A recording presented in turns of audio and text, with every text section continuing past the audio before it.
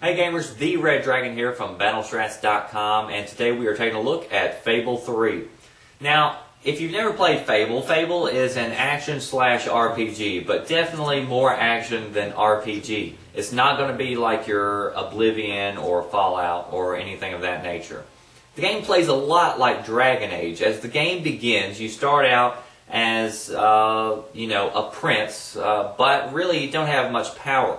Your brother is king of Albion, and he's a ruthless leader who has to be overthrown. So really, your journey begins by you going out and trying to gather up a large force to go in and eventually overthrow your brother, the king. Now, the game has really been played up as you are the ruler of Albion, you have to decide, its fate and judge others and make hard decisions. So while this is part of the game, it's at the very end of the game. And the majority of the game is just getting to that point. So a lot of the game plays out like Fable 2. If you played Fable 2 and you enjoyed Fable 2, you're going to love Fable 3 probably. But if you hated Fable 2, you're not going to like Fable 3. There have been a few changes in the game, but they really aren't that significant. It still feels like Fable. So some of the changes that have been implemented. First off, the combat system is a little bit easier to use. They've put in some slow-mos whenever you do power attacks. They are pretty cool and easy to use. No longer do you get orbs depending on what weapon you get. Like, for instance, in Fable 2, if you used a gun a lot, you would get orbs that would increase your gun capacity so that you would be more dangerous with a gun. Fable 3 did away with all that. As you kill characters or enemies, you get these orbs, but it all kind of goes to the same thing. They're called guild seals.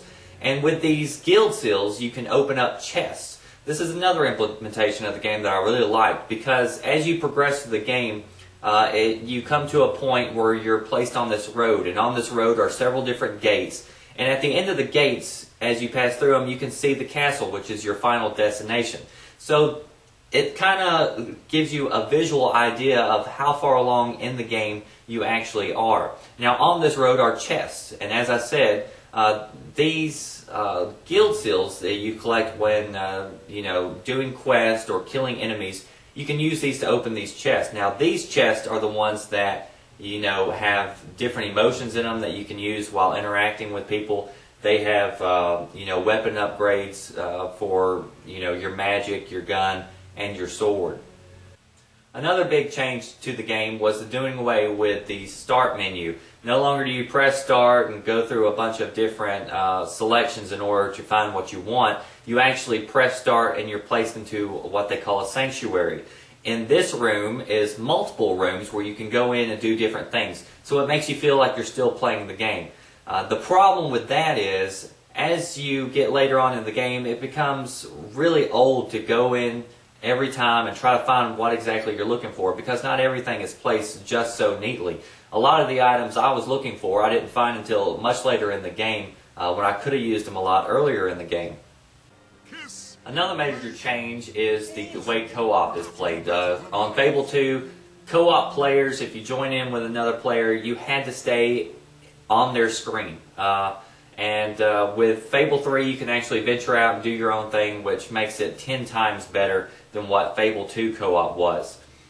There are some problems with co-op, though, and the game is a little glitchy at times. For instance, me and my wife, the Lady Dragon, were trying to play together, and it took forever for us to line up in order to interact with each other. So your players had to be adjusted just perfectly right, and it was really frustrating. As far as the overall game is concerned, the graphics are much improved since Fable 2. The voice acting is superb. It's got a lot of funny remarks in the game. It made me laugh out loud several times. But it's a very simple game. This game is very easy to play, to pick up, and you can play through the whole game without dying once. That's actually one of the achievements in the game. But that doesn't necessarily mean it's a bad game. I really enjoyed this game, even with some of the quirky things that they tried to implement, which they tried to make for the better. It ended up being a little quirky at times. I didn't really like some of the implementations, but some of them were really good. And overall, the story held my attention all the way from the very beginning to the very end. And for me, that made a good game. I've already beaten the game, but I'm still going to spend plenty more hours in the game trying to go back and do extra quests and trying to get some more achievements and build up my character. Near the end of the game is probably when I had my most fun, whenever I actually became Prince and I was able to make hard decisions. And let me tell you, some of these decisions are really hard that you will have to make in your game. I just wish that they would have added more to it, because it seemed like it was over almost too quickly. Overall, I give Fable 3 an 8.5. It's not perfect by any stretch of the imagination, but it's a good game. And it's one that definitely deserves to be played. If you like Fable 2, you're going to like Fable 3. If you didn't like Fable 2, you're not going to like this game. So if, action RPGs are more your style of game, then this is one that you should definitely try out. That does it for this video. I am the Red Dragon. Be sure to check out battlestrats.com for more reviews, gaming news, and tips and strategies. Thanks for watching.